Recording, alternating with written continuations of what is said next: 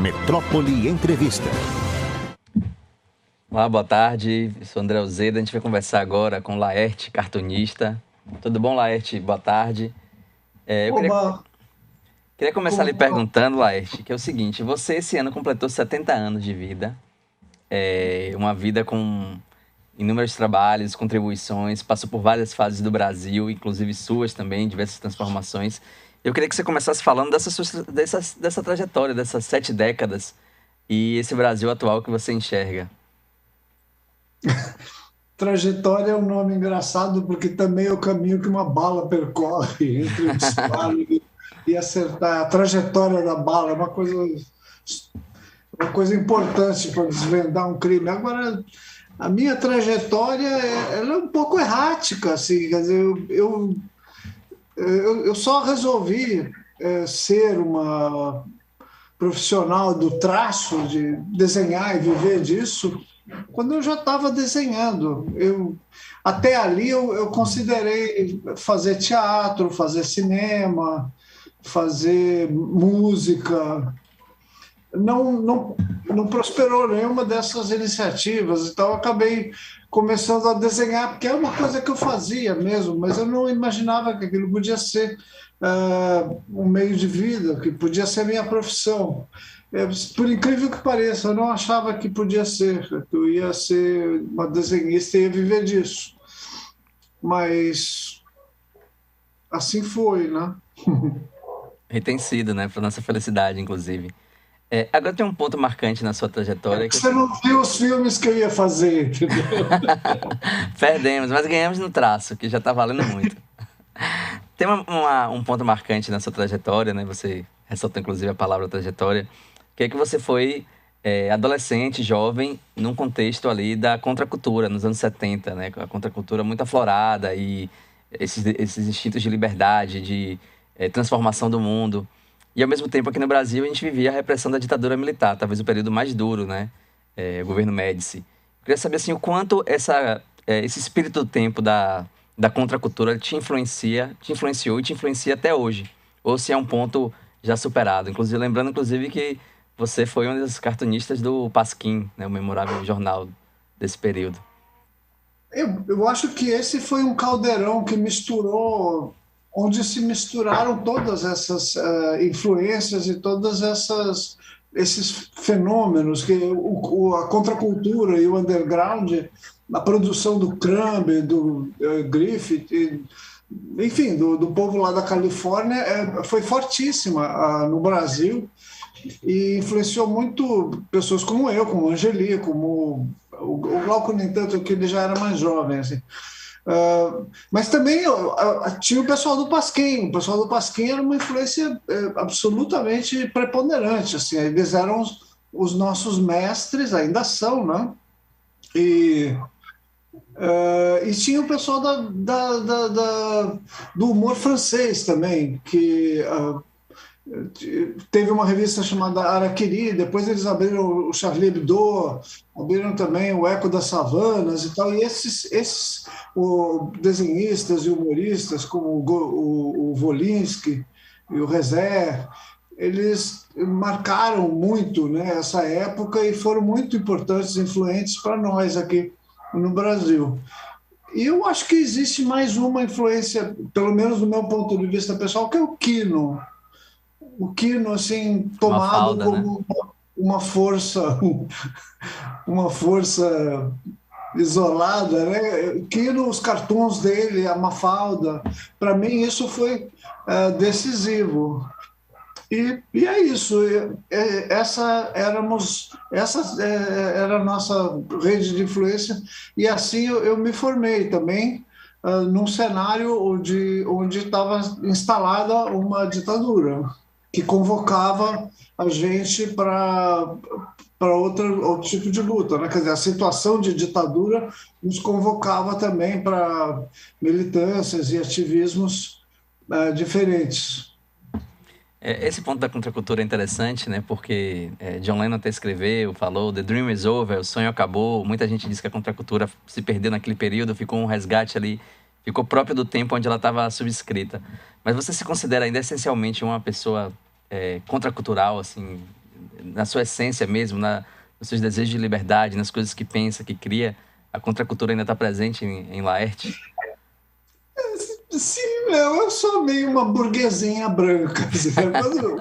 Quando o Gil fez aquela música e falou que quem não dormiu no sleeping bag nem sequer sonhou, eu dormi pouco no sleeping bag. Não é que eu não tivesse frequentado o sleeping bag, mas eu não fui uma hippie tão louca assim. A minha dose de aventura, de audácia e tal, não era tão grande. Eu fui assim relativamente comportada durante a minha juventude e a minha formação. Nem por isso eu consegui ter uma formação muito sólida. Laerte, tem outro ponto interessante que eu queria abordar com você. Durante um período você abandonou muitos de seus personagens, né? Inclusive que imortalizou, ficaram muito famosos, mas você meio que não deu continuidade mais. Eu queria entender um porquê disso, dessa opção, e de ter esquecido eles, né? Para a tristeza dos fãs que tinham muito afeto por aqueles personagens. Eu não esqueci, foi deliberado. Em determinado ponto ali da minha trajetória, quando começava o século XXI, assim, nessa virada, aconteceram muitas mudanças na minha vida e uma delas foi essa, uma mudança de ideia em relação ao meu trabalho. Me pareceu, e é um sentimento absolutamente pessoal e intransferível, me pareceu que o meu modo de produzir as tiras e produzir as histórias, que era com personagens, com situações cômicas e tal e tudo, me pareceu que esse modo era limitante. Eu não estava me sentindo à vontade, eu estava me sentindo relativamente presa dentro de um formato. Então eu resolvi dar uma desbandada. Acho que isso foi um gesto de ousadia da minha parte. E é isso. Eu comecei, minha intenção era essa, era produzir um tipo de histórias que não tivesse mais um compromisso com a contação de uma piada e que não precisasse se apoiar nas estruturas dos personagens, que são estruturas que estão pré-prontas, né? Quando você começa uma tira com um personagem, você já tem assim um manancial de recursos ali que está pronto. Basicamente, você propõe uma situação para uma personagem fazer o que ela sempre faz. Há uma mudança, né, de narrativa. Você sai de um modelo de piada para um modelo talvez mais crítico, né? Não que a piada não fosse, mas também até romper com os personagens é se desafiar para criar novos, né? Outras situações. Meio que romper com sua trajetória, de novo essa palavra, vinha desenhando até aqui. Pois é, a minha intenção foi partir para um tipo de história mais aberta, mais poética, que pudesse dispor de recursos narrativos mais ricos e mais amplos, assim, pudesse deixar as pessoas que leem numa situação mais desafiante. Porque quando você conta uma piada com aquele feitio de piada e com os recursos de uma personagem, o desafio para o leitor é relativamente pouco. Ele já está acostumado com aquilo, ele reconhece a personagem e justamente esse reconhecimento é fonte de prazer para ele, né? Você olha o personagem e fala, ha, ha, ha, esse gato não tem jeito, o Zé do Boné faz sempre igual, não sei o quê. E essa é a fonte do prazer e da comicidade. O que eu quis propor e comecei a propor, de fato, foram situações mais complicadas, assim, leituras mais exigentes. Algumas pessoas não gostaram muito disso e pararam de ler meu trabalho. Outras gostaram e passaram a adotar. Então, é isso. A vida é assim. E vai seguindo. Laerte, você lançou recentemente também o livro Manual do Minotauro, que reúne mais de 1.500 tiras produzidas, né, durante 2004 e 2015, nesse período. a gente está aí com a imagem na capa. Eu queria que você falasse um pouco desse material, desse compilado também, se isso já pega essa trajetória, essa mudança do rompimento dos personagens antigos, dessa literatura mais poética, das tiras, e um novo modelo que você passou a propor. Esse livro tem exatamente essa missão na vida. Ele é a primeira coletânea do meu trabalho feita a partir desse trabalho livre, solto, desbundado, pô, louca, não sei que nomes podemos dar, mas enfim, ele é a coletânea que corresponde a essa fase. Então, nesse livro você não vai encontrar personagens, não vai encontrar piadas clássicas, assim. Mas isso não quer dizer que você não vai encontrar humor, porque a minha linguagem é a linguagem do humor. Embora eu nem sempre obtenha risadas ou gargalhadas com isso, eu estou trabalhando com humor. A minha concepção de humor sei lá, machadiana. Mais irônica, né?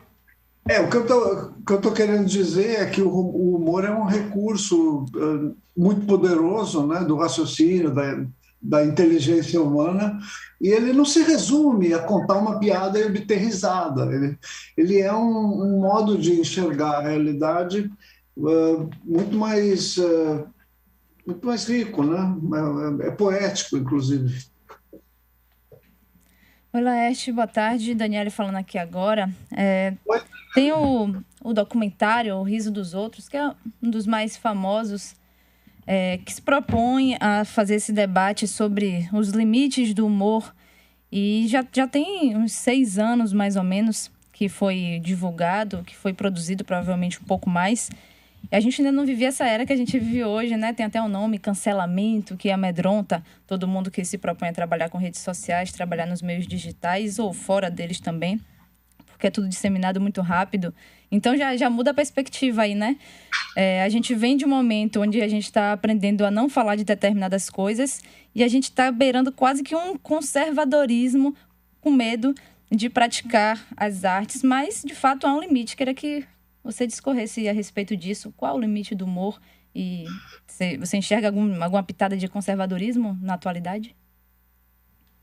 Eu discorro, mas eu escorro também, porque eu não tenho uma ideia muito sólida a respeito dessas coisas. O que eu quero dizer para você é que a gente não está evitando falar determinadas coisas. O que a gente está sendo é desafiada a abordar os temas que a gente abordava de uma forma iluminada pelas transformações sociais que a gente está vivendo. Então a gente contava piada de viado numa época em que os homossexuais e as homossexuais todas viviam no gueto e não tinham voz, não tinham uma expressão política. Hoje tem.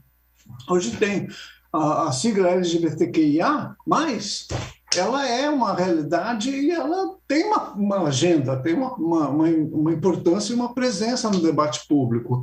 Os negros tinham que escutar as piadas horrorosas que se contava absolutamente calados. Os judeus tinham que escutar as merdas que se falava sobre eles absolutamente calados. E as mulheres também. Enfim, o que eu quero dizer é que hoje existe uma interlocução e uma resposta para o que se dizia sob o formato aparentemente neutro do humor, que não é neutro, é aparente só, e que não esgotou o assunto. Veja que na França tem um candidato à presidência da República que é abertamente antissemita e anti-islâmico também. Veja que nós vivemos num país onde o presidente eleito é o Bolsonaro. Então, quando as pessoas falam assim, não se pode falar mais nada, puta, imagina se pudesse. Se pudesse, quem que seria o nosso presidente? E não é que não se pode falar mais nada, claro que se pode, mas você tem que responder por isso. Você não fala mais impunemente a mesma merda que você falava há 20, 30 anos atrás. você hoje tem uma resposta da plateia, sabe? E eu acho que, quanto a isso, nós não estamos, não, vivendo a ascensão de um conservadorismo. Pelo contrário, nós estamos combatendo esse conservadorismo.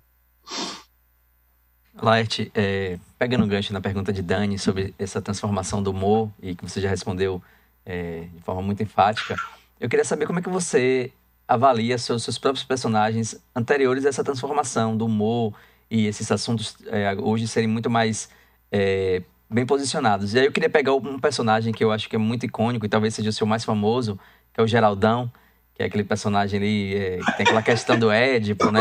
Apaixonado pela mulher, pela própria mãe, Esse é do de casa. Glauco. Ou a do Glauco, perdão.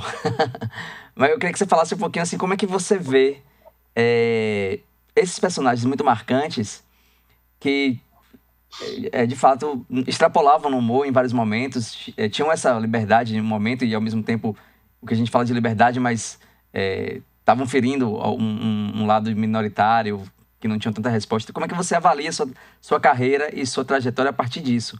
Se você enxerga, se você se vê com bons olhos ou se você é muito crítica ao seu próprio trabalho?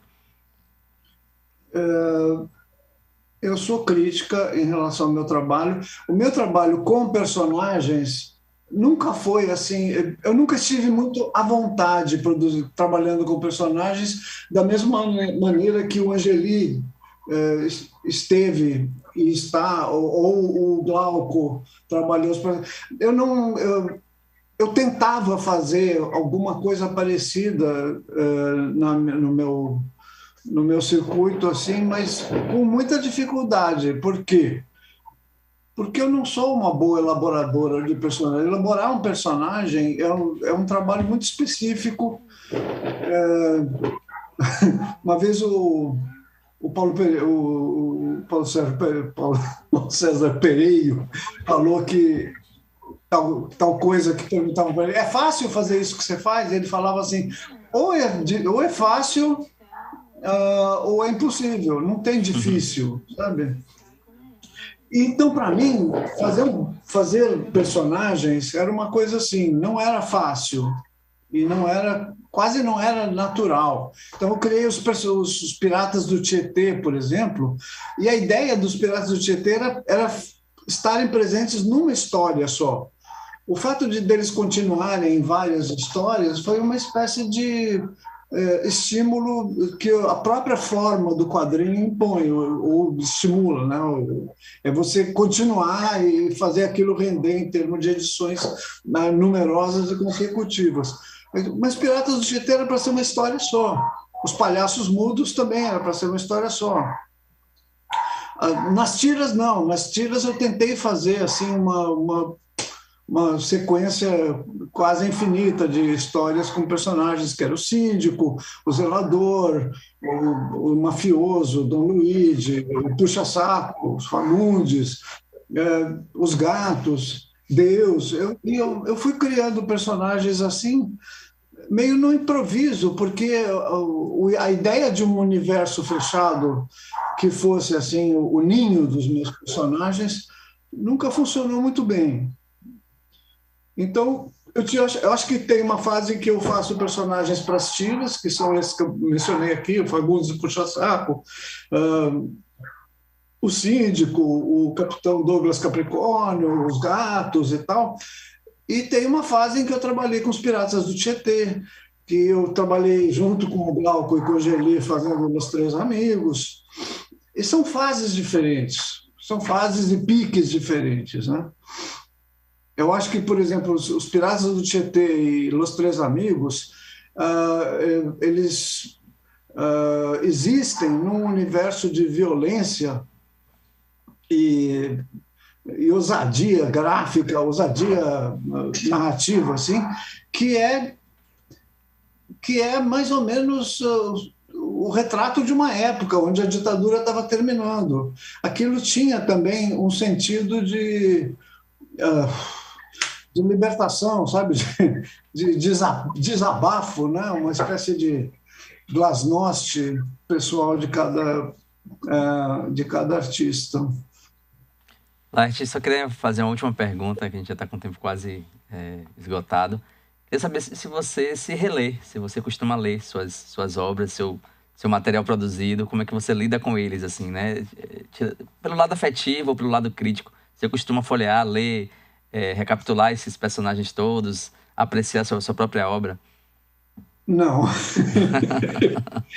Eu evito fazer esse exercício que eu acho que é necessário. Eu acho que autores e autoras devem ler o seu próprio material e procurar compreender, se analisar também. É um processo de autoanálise também, sabe? Mas eu não sei, eu não me sinto muito recompensada quando eu leio meu trabalho e também não consigo entender que eu esteja descobrindo coisas e fazendo um esforço analítico competente. Então, eu prefiro ler o meu próprio material com alguma parcimônia, assim. A gente conversou com o Laerte Coutinho, cartunista, está lançando o livro Manual do Minotauro, mais de 1.500 tiras produzidas. Como é a forma de encontrar esse livro? Está disponível em plataforma, e-book? Qual é o melhor jeito para dar de presente de Natal, Laerte?